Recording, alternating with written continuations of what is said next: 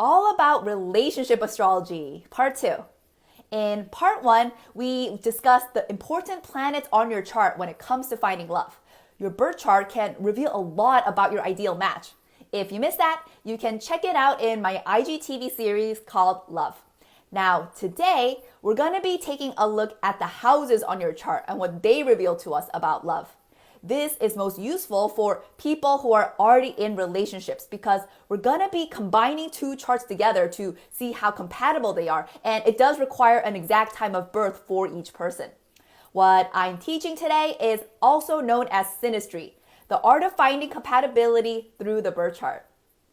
You guys know when I forecast for you, I tell you the exact degrees that, Mars will be in retrograde, for example. So you can see where those degrees fall on your chart in terms of the houses.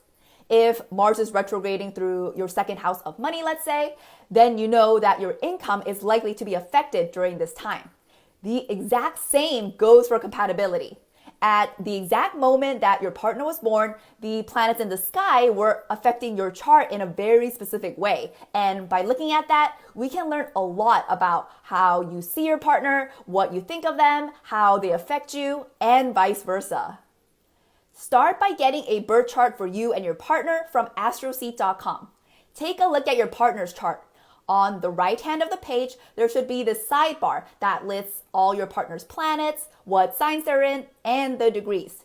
With this information, we are then trying to see where those degrees fall on your chart. So, for example, if your partner's sun was at 22 degrees of Leo, then you'd want to see where that degree falls on your chart. And in this example, it will be right about here in the 7th house.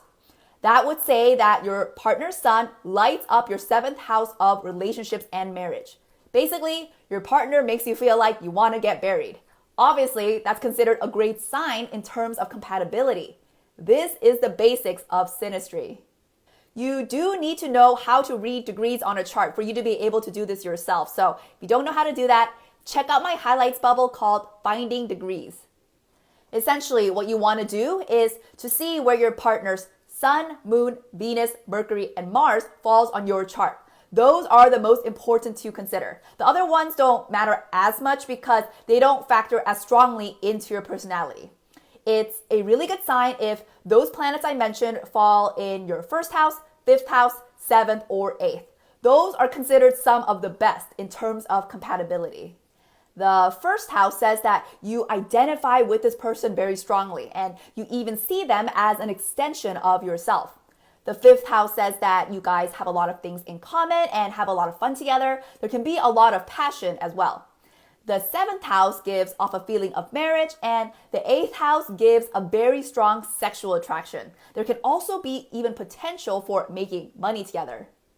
Now, it's important to note that this tells you how you see your partner and what you think of them. It's mainly from your point of view. There is complexity to this, but I won't get into it now because this is just an introduction.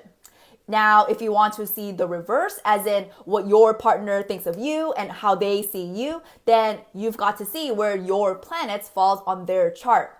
This can be very revealing.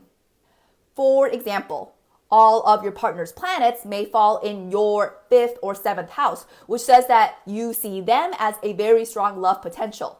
But all of your planets may fall in their 6th house, which would say that he sees you as useful, or in their 11th house, which says that he sees you as a friend. Clearly, those houses are not as romantic as the 5th or 7th. There is a difference in how you guys see each other. For an ideal match, you'd want to see placements in romantic houses on both sides. Again, check out where the Sun, Moon, Venus, Mercury, and Mars falls on both of your charts. The Sun and Moon are considered to be the most important because they form a critical part of our identity. I'm not going to give interpretations for everything, but I will leave a link here with more info and interpretations. Don't let yourself get overwhelmed. Just start by seeing which houses are involved and get to know them well before factoring in the planets. For example, Sun in the 5th house is different from the Moon being in the 5th house, but it's more important to understand the 5th house in general before adding in what the planets mean. So just take it one step at a time and go slow. I hope this was helpful. Again, check out part 1 if you haven't already, and also make sure to check out my latest post on Juno, the asteroid of marriage and devotion. Let me know if you have any questions, and talk to you guys later.